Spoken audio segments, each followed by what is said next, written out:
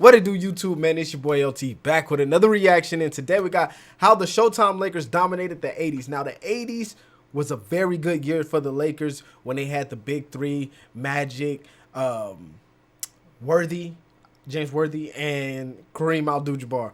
Now, that's a great lineup, but then they also had a deep bench where they had players who could finish. They had, I guess their point guard, wasn't he like a 5-time all-defense player or whatever the case may be? He was very great when it comes to this team, but that's not what just made them great in the 80s. They played a style of ball that nobody had ever seen before. The way people look at the Warriors ball with the screening and the small ball where they know, oh, we're going to be beat on defense, but if we get back fast enough to hit threes, we'll win. It's kind of the same concept that the Lakers were running, but the Lakers looked at it and say, first man up the court, first man to score. First man down the court is first man to get a block. You get what I'm saying? So everybody, it was a full running game. Run. Magic get the ball on the inbound. He's hauling. He's flying down the court, passing it to Worthy or Abdul-Jabbar for a finish. They get the basket. They rush back. Hurry up. They meet you at half court. They smash you again, and they get the ball back, and they go steal, and they take another score. It was just smash mouth, down your throat, downhill basketball, and it was so good that it became something that Magic was known for as the Showtime Lakers. So when we think of the Lakers, Magic, Kareem, Worthy, this was what they were talking about. The 80s were very dominant for him, man. But, man, if this is your first time seeing me on your screen, you're a returning subscriber, go ahead and hit that like button. Subscribe to the channel. Let's get into this video and see what they say about the Showtime Lakers. Today, everyone knows the Los Angeles Lakers as the glamorous franchise that's on the heels of the Boston Celtics. They're eternal rivals for the most NBA championships in league history. But that wasn't always the case. A few decades ago, despite enjoying sustained regular season success and acquiring a significant number of star players throughout the years, the Lakers had only been able to win a single championship since their move from Minneapolis to Los Angeles. But things were starting to take shape for the team in the late 70s, and the arrival of one of the top playmakers of all time would unlock their potential and start an era known as Showtime, in which the team stormed through the league for a whole decade. Welcome to Courtside. Today, we'll talk about the Showtime Lakers, one of the most iconic teams in league history, and how they were able to dominate the NBA in the 1980s. In 1972, the Lakers were coming off arguably the most dominant season in the league so far. Under coach Bill Sharman and guided by superstars Wilt Chamberlain and Jerry West, they put up together a then-league record 69 wins, including the record 33-game winning streak that still holds up until this day, and finished by winning their first title since moving to Los Angeles. But their championship window would quickly close. Despite their star power, the Lakers were an aging team, and failure to replicate their championship run was followed by the retirements of their two stars in consecutive seasons. Without its best players, the team would struggle on the following season and ended up missing the playoffs for their first time since their move from Minneapolis. But the drought would not last very long. In the 1975 offseason, the team completed a trade to acquire the first piece of their future dynasty, champion center and multiple times MVP winner Kareem Abdul-Jabbar. After again missing the playoffs despite Kareem's MVP winning play, the team signed West as their new head coach, and under his leadership, the Lakers made immediate improvements and returned to the postseason, but were still unable to regain their status as championship contenders.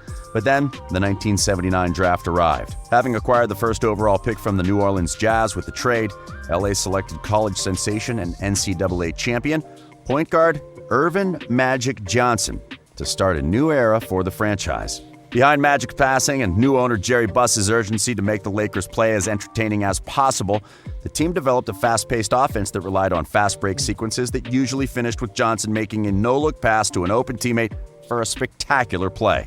And thus, Showtime was born. Behind the duo of Magic and Kareem, the new offense flourished and the Lakers became must-watch basketball.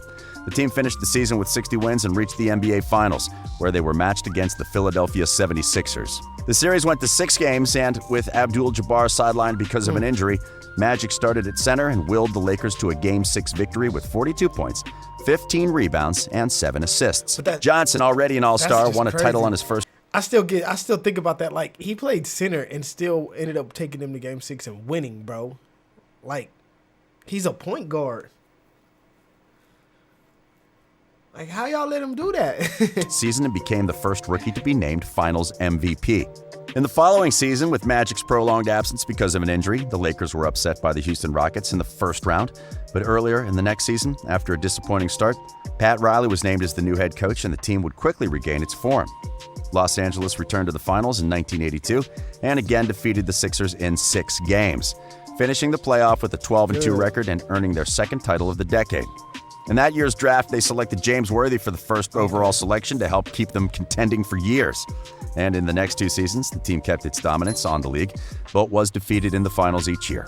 In 1983 by a stronger Philadelphia team, and in 1984 by their arch rivals, the Larry Bird-led Boston Celtics. The matchup against the Celtics was the first since the 1969 finals and the first championship series in which Magic and Bird played against each other since the 1979 NCAA championship game. With their loss, the Lakers fell to 0-8 record against Boston in the finals.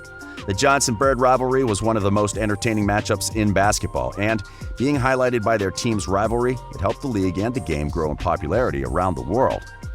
They would meet again in 1985 in a rematch of the previous year finals, but this time, Los Angeles was able to finally make it past the Celtics to win a title, doing so in the decisive Game 6 in the Boston Garden, becoming the only visiting team ever to win a championship there. The team's 4 consecutive final streak would be snapped by the Rockets on the following season when they lost a 5-game series in the conference finals. But with a few changes to the roster and a change in the offense to take the focus from Kareem to Magic, the Lakers made an immediate bounce back on the following season, again meeting the Celtics in the NBA Finals in what would be the team's last and tie-breaking matchup with Johnson and Bird on their respective rosters. The Lakers were able to win their 4th title of the decade, and Magic was named MVP of both the regular season and the championship series. Feeling confident about his team's chances for the following season, Riley declared on their championship parade that the team would repeat as champions the next year, something that hadn't been done since the Celtics dynasty ended in 1969. The team accepted the challenge, but it would be no easy task to accomplish. After finishing the regular season with the 62-20 record, the Lakers faced arguably their toughest road to the finals up until that point. After sweeping the San Antonio Spurs in the first round, Los Angeles needed 7 games to defeat both the Utah Jazz and the Dallas Mavericks. And things wouldn't get easier. On the finals, they were matched against the bad boy Detroit Pistons, led by star point guard Isaiah Thomas and known for their aggressive defensive style.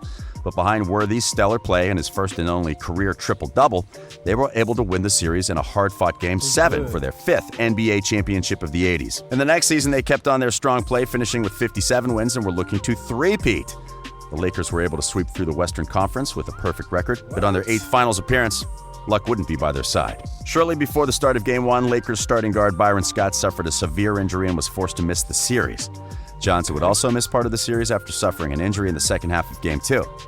And though they gave Detroit a good battle, without their starting backcourt, the Lakers were swept by the Pistons. Following their loss, Kareem retired after 20 seasons. Still, Los Angeles didn't miss a beat and was able to finish the next season with a league-leading 63-19 record. However, the season was cut short in the second round after being defeated by the Phoenix Suns. Coach Riley stepped down after the season and was replaced by Mike Dunleavy. The older Lakers made a bounce back on the next season, winning 58 games and reaching the finals for the 9th time in 12 years. This time, they faced the Chicago Bulls, who were led by MVP winner Michael Jordan and coach Phil Jackson. The series was Johnson's last finals appearance, and it became known as a passing of the torch, as the Lakers' defeat implied the end of the Showtime era and the beginning of the Bulls dynasty. A few months later, Johnson announced that he had tested positive for HIV and officially retired. Without him, the Lakers lost their contending status, and a few years later, Worthy, the last remaining piece of the Showtime dynasty, also retired. During their time together, the Showtime Lakers were one of the top teams in the league and became the standard for excellence with their exciting style of game. Putting together a collection of the league's best players that included the core of superstars Johnson, Abdul-Jabbar, and Worthy, defensive anchor Michael Cooper, and two-way guard Byron Scott with names such as Michael Thompson, AC Green, and Kurt Rambis. The Lakers always had something for every fan to enjoy. Their sustained level of success, which included 9 finals appearances in 12 years, 5 championships, and 9 consecutive division crowns, is surpassed only by the Bill Russell-led Celtics dynasty. The only other teams that have enjoyed a similar level of success during a prolonged time are the 80s Celtics, the 90s Bulls, the Spurs through the last 20 years, the late 2010s Golden State Warriors, and again the Lakers during the 2000s led by Kobe Bryant. The Showtime was also an off-court product as the Lakers behind Jerry Buss introduced numerous elements to make the game a more entertaining experience overall, such as cheerleaders, dancers, a band of musicians, and spectacles that would make the forum a livelier place. The run and gun style has also been replicated by other great teams in recent years, including the 7 seconds or less Phoenix Suns led by Steve Nash, and even the current version of the Lakers that is guided by LeBron James and Anthony Davis. In short, the Showtime Lakers were one of the most dominant teams in the league and were able to leave spectators and opposing defenses speechless with their unique and creative style of play that was perfectly executed by Magic, Kareem, and Worthy. This resulted in one of the most successful runs in the last decades that provided the NBA with fresh air and showed to the world that basketball could be as exciting as any other sport. So, do you think that we'll see another team that's able to replicate the success that the Lakers enjoyed through the 80s? Let us. All right, man. This was a great video. I really was learning this video. I know I wasn't talking much, but it's because I like to learn, and I didn't know as much as I know now by watching this video. But man, the Lakers. I mean, the 80s for the Lakers was very good. I've always felt like the Lakers was a dominant team. Now, to know that they didn't just always have Showtime. I mean, it was bits and parts in there where they did fall short. It was also bits and parts. But to me, I think the best version of the Showtime Lakers would be Magic Johnson, then Kobe, then LeBron's. I'm not going to say his Showtime Lakers aren't cold. He got a decent team around him. I can't be mad at him, even though Westbrook is ruining it for him right there. But, man, if you guys did enjoy this video, make sure y'all leave a like, subscribe to the channel, turn your notifications on. I'm going to get up out of here. Peace.